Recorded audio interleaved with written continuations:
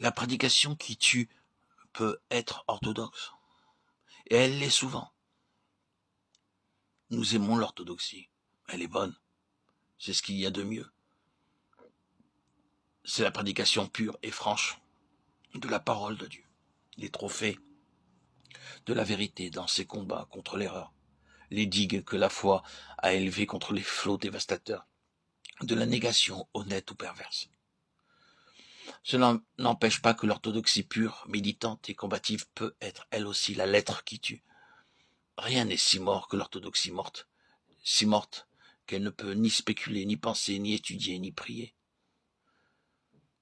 La prédication qui tue peut connaître les principes vitaux, les critiques et les hautes connaissances, à savoir chaque détail de la lettre et l'enseigner aux autres, semblable à un avocat qui étudie son code pour composer sa plaidoirie et gagner sa cause.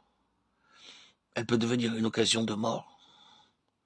La prédication de la lettre peut être éloquente, émaillée de poésie et de rhétorique, parsemée de prières, relevée d'exemples, illuminée par le génie, et toutes ces qualités ne seront que des joyaux rares, des fleurs parfumées qui n'embelliront qu'un cadavre.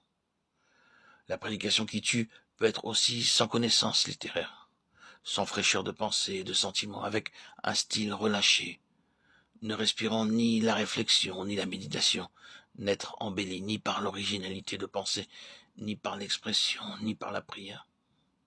Cette prédication produit une désolation infinie, une mort spirituelle profonde. Elle ne s'occupe que de l'ombre des choses et non des choses elles-mêmes. Elle ne pénètre pas l'intérieur. Elle n'offre pas une connaissance approfondie de la vie dans la parole de Dieu. Elle est vraie à l'extérieur. Mais cet extérieur doit être brisé pour qu'on arrive à la substance intime. La lettre peut être présentée avec élégance et de manière à attirer, mais elle n'attire ni vers Dieu ni vers le ciel.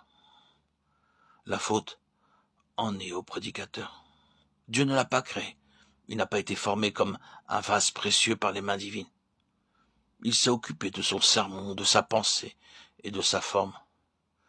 Mais les choses profondes de Dieu n'ont pas été recherchées, étudiées, sondées et expérimentées par lui. Il ne s'est pas tenu devant le trône haut et élevé, n'a pas entendu le chant du séraphin. Il n'a pas vu la vision ni senti l'envahissement sublime de la sainteté. Et il n'a pas crié avec abandon et désespoir, en sentant sa faiblesse et sa culpabilité, tellement que sa vie a été renouvelée, son cœur touché, purifié et enflammé par le charbon brûlant de l'autel de Dieu. Son ministère peut amener des adhérents à l'Église pour la forme et les cérémonies, mais ce ne seront pas de vrais disciples de Dieu, goûtant une communion sainte et divine. Des fresques ont pu être esquissées sur les murs de l'église, mais il n'y a pas des pierres vivantes. La vie est absente. Le ciel est obscurci. Le sol est brûlé. La cité de Dieu devient la cité des morts.